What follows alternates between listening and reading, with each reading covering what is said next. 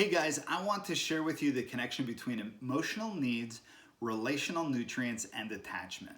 Whether we know it or not, we all have emotional needs, and we get them met best in a relationship where there is healthy attachment that provides relational nutrients. Dr. Townsend unpacks this concept along with a list of those relational nutrients in his book, People Feel, so you may want to check that out. Emotional needs may be hard for us to identify because they are different from physical or circumstantial needs like, hey, can you give me a ride, watch my kids, or help me move a piano. Emotional needs are harder to identify because they are internal needs. They are expressed by internal feelings like fear, shame, rejection, or anxiety. We can't see them, we can only feel them, and we often try to hide them from ourselves and others. Relational nutrients are the resources that address those emotional needs we feel. When we receive them, they bring balance back into our inner world. Relational nutrients include things like empathy, validation, acceptance, forgiveness, perspective, hope, and containment. I'm guessing each of us knows what it feels like when we don't receive a relational nutrient we need. We walk away from an exchange with someone feeling alone, misunderstood, disrespected, or unheard. We also know when we have received relational nutrients because we walk away feeling better. We feel heard, understood. We feel better internally, even though our external circumstances have probably not changed. You see, relational needs don't change our circumstances. They address our internal feelings. Dr. Townsend points out that they refuel us internally by helping us think clearer, feel energized, and make better decisions, which all helps us as we work to address our external circumstances from a healthy stance. Here is how emotional needs, relational nutrients connect to attachment. Attachment starts with the ability to identify one's own internal feelings and then the need that addresses that feeling, and then get that need met in a healthy relationship.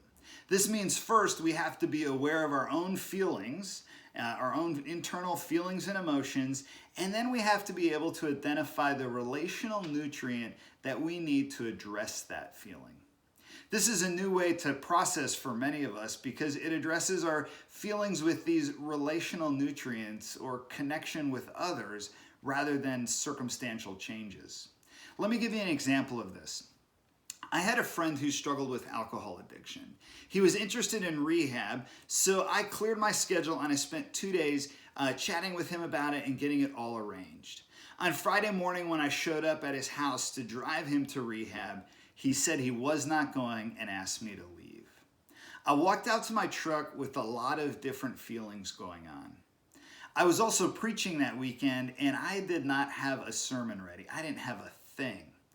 I felt I had wasted 2 days working with him. I felt frantic. I felt that I just needed to address my circumstances by stopping wasting time and getting a sermon written. I just started to learn about what emotional needs were and how we address them with relational nutrients. And so I decided to pause and just take note of what I was feeling. As I thought about my emotions, I recognized I felt overwhelmed. I was overwhelmed with anger, with frustration, and anxiety. It was at this point I had a moment of clarity. I realized I was in no mental or emotional state to write a sermon, and my desire to do so was just a way to try to control my external circumstances as a way to calm my internal world. I'd become aware of my feelings, right? That was step one. So I decided to try and identify my emotional need, the nutrient that I needed to address that. I was mostly feeling overwhelmed, so I recognized I needed someone, not something, but someone to help calm me. I decided to call a friend and tell him how I felt. I called him up, I said, I'm overwhelmed, can you chat? We got together, and I was able to share with him how my week had gone. I expressed my anger, my frustration, and disappointment. As we progressed through the conversation, he gave me several relational nutrients. He started by just listening to me as I went on and on, giving me his ear and presence. He didn't get overwhelmed like I was. He was actually able to just hold what I was sharing. He didn't try to fix it or adjust it in any way. When I was finally done sharing and paused, he gave me perspective. And what he said so changed how I felt. What he said was, "It really seems like you're sad that your friend did not go to rehab." When he said those words, I just broke down and started crying. I was sad. All of these different emotions came together for me in that minute, informing me that I was heartbroken over my friend's decision.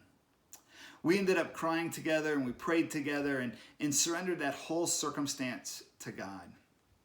As we wrapped up and I was driving back to work, I recognized that my mind was clear, my feelings were in tune, and I felt energized. I was ready to write a sermon. As I reflected on my changed internal state, I realized none of my circumstances had changed, other than now I actually had less time to work on my sermon. What had changed was my internal state, because I had gotten the relational nutrients I needed to empower me to face those circumstances, to meet the demands of life.